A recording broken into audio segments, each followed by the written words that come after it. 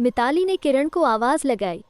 किरण, किरण, शाम हो गई है बेटा, तुम्हारे पापा के आने का समय हो गया है, चलो स्कूल का होमवर्क पूरा कर लो, नहीं तो पापा डांटेंगे। पापा का नाम सुनते ही 8 साल का किरण बैट और स्टंप उठा के दौड़ता हुआ घर में आया और ऊपरी मंजिल में सीढ़ियों पर तेजी से चढ़ने लगा। उसी वक्त सीढ़ी पर उसका पैर फिसल गया और जैसे ही वह नीचे गिरने लगा, उसी वक्त किसी अदृश्य शक्ति ने उसे संभाल लिया और हवा में ही उठा के उसे उसके कमरे में छोड़ दिया। किरण को इसमें बहुत मज़ा आया क्योंकि 8 साल के बच्चे को भूत और प्रेतों के बारे में कुछ पता नहीं था। उस रात खाने के टेबल पर किरण ने मम्मी पापा को सीढ़ियों से कमरे तक उड़ने वाला किस्सा सुनाया। बच्चे पर भला कौन विश्वास करता, लेकिन उसके दूसरे दिन से किरण की माँ को किरण के बर्ताव में बदलाव महसूस होने लगे। वो स्कूल का होमवर्क समय पर पूरा करने लगा, सुबह स्कूल के लिए खुद से तैयार होने लगा। किरण ज़्यादातर समय अपने कमरे में ही रहने लगा। एक दिन मिताली सीढ़ियों से ऊपर आ रही थी, तभी उसे किरण के कमरे से आवाज़ें आने लगी, जैसे कि वह किसी के साथ मस्ती कर रहा हो। मिताली ने दबे पैरों से जाकर दरवाजे के सुराख से देखा तो डर के मारे उसकी सांस फूलने लगी क्योंकि एक आदमी की धुंधली सी परछाई बालकनी के पास खड़ी थी और उसके बाजू में किरण उसका हाथ पकड़ के खड़ा था। उस आदमी ने जब पीछे मुड़ के देखा तो मिताली डर से दहल उठी क्योंकि उसका चेहरा बड़ा ही भयानक था। उस पर गहरी चोट के निशान थे। देखते ही देखते वो आदमी कुछ ही पलों में हवा में गायब हो गया। फिर मिताली दरवाज़ा खोल के दौड़ती हुई आई और किरण को सीने से लगा के बाहर की तरफ भागी। जब मिताली ने किरण से पूछा कि वो आदमी कौन था, तब किरण ने कहा वो विश्वास अंकल थे। वो रोज़ मेरा ध्यान रखते हैं, कभी कभी मेरे साथ स्कूल में भी आते हैं।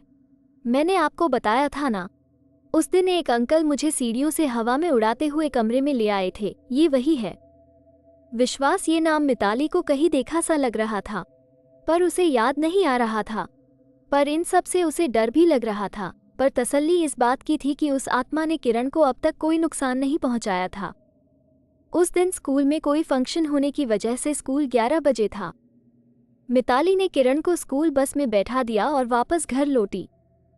तभी उसने पाया कि बेडरूम में लगे आईने पर लिपस्टिक से एक नाम लिखा था, मदर टेरेसा अनाथालय, जहां से मिताली और उसके पति आरव ने किरण को गोद लिया था। मिताली ने उसी वक्त घर को ताला लगा के अराव को कॉल किया और उसे तुरंत अनाथालय में बुला लिया और गाड़ी निकाल के खुद भी अनाथालय की ओर निकल पड़ी। दोनों वहां पर एक साथ पहुंचे और जाकर वहां के संचालक से मिलकर किरण के भूतकाल के विषय में जानकारी की मांग की, पर संचालक महोदय कुछ भी बताने के लिए तैयार नहीं थे। तब मिताली ने उन्हें सब हकीकत और वो नाम बताया। वो नाम सुनकर संचालक महोदय सच्चाई बताने के लिए राजी हो गए। वो बोले कि विश्वास त्यागी यह किरण के पिता का नाम है। किरण को जन्म देते वक्त उसकी माँ गुजर गई थी। उसके बाद उसके पिता ने ही उसे पाला, पर बदकिस्मती से एक कार एक्सीडेंट में उनकी भी मौत हो गई। किरण भी उसी कार में थी, पर वो किस्मत से बच गई थी, लेकिन सिर पर गहरी चोट लगने की वजह से उसकी यादें मिट गई है। जब किरण के किसी भी रिश्तेदार ने हमदर्दी नहीं दिखाई, तब कोर्ट ने उसकी जिम्मेदारी हमें सौंपी। उसके बाद हमें भी बहुत बार ऐसा महसूस हुआ कि किरण की हिफाजत कोई रूहानी ताकत कर रही है, पर उस रूह ने उसे कभी नुकसान नहीं पहुंचाया। ये बात भी सच है। सारी बात ठीक से समझने के बाद मिताली और आरव जब घर पर लौटे और जब वो बेडरूम में बैठे बातें कर रहे थे, तभी उनके सामने ही वहां के आईने के पास रखी एक लिपस्टिक हवा में उठी और आईने पर लिखा, मेरी किरण को पढ़ा लिखाकर एक अच्छा इंसान बनाना, यही मेरी आखिरी इच्छा है। उसके बाद खिड़की के पास एक धुंधली सी आकृति दिखाई दी और एक आवाज सुनाई दी, मैं हमेशा किरण के आसपास रहूंगा। इस आवाज के साथ वो आकृति अदृश्य हो गई। आपको ये कहानी कैसी लगी हमें कमेंट के माध्यम से जरूर बताएं और अपने दोस्तों के साथ इस वीडियो को शेयर करें।